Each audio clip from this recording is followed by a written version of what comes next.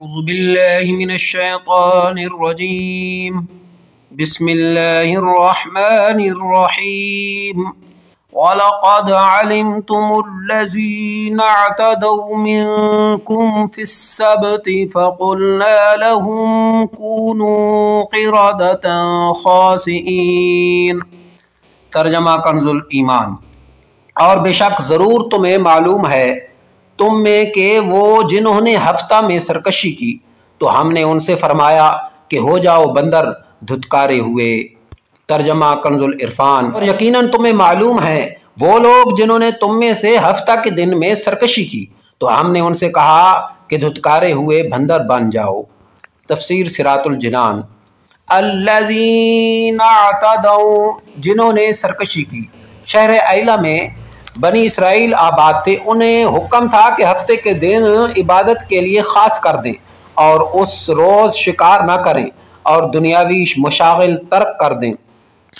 ان کے ایک گروہ نے یہ چال چلی کہ وہ جمعہ کے دن شام کے وقت دریا کے کنارے کنارے بہت سے گڑھے کھودتے اور ہفتہ کے دن ان گھڑوں تک نالیاں بناتے جن کے ذریعے پانی کے ساتھ آ کر مچھلیاں گھڑوں میں قید ہو جاتی، اور اتوار کے دن انہیں نکالتے اور کہتے ہم مچھلی کو پانی سے ہفتے کے دن تو نہیں نکالتے۔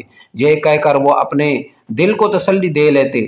40 یا 70 سال تک ان کا یہی عمل رہا، اور جب حضرت داؤد علیہ السلام کی نبوت کا زمانہ آیا تو آپ علیہ السلام نے انہیں اس سے منع کیا اور فرمایا کہ قید کرنا ہی شکار ہے جو تم ہفتے ہی کیوں کر رہے ہو۔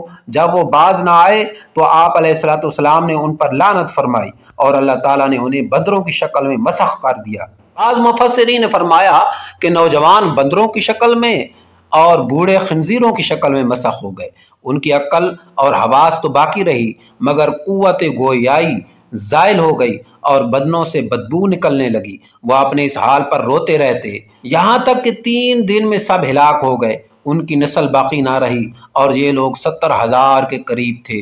تفسیر روح البیان البقرہ۔ تفسیر عزیزی۔ اس واقعہ کی مزید تفصیل سورۃ اعراف کی آیت نمبر 163 تا 166 میں آئے گی۔ ہیلا کرنے کا حکم۔ یاد رہے کہ حکم شرعی کو باطل کرنے کے لیے ہیلا کرنا حرام ہے، جیسا کہ یہاں مذکور ہوا۔ حکم شرعی کو کسی دوسرے شرعی طریقے سے حاصل کرنے کے لیے ہیلا کرنا جائز ہے، جیسا کہ قرآن پاک میں حضرت ایوب علیہ السلام کا اس طرح کا عمل سورۃ صاد آیت نمبر 44 میں مذکور ہے۔ صدق اللہ العظیم۔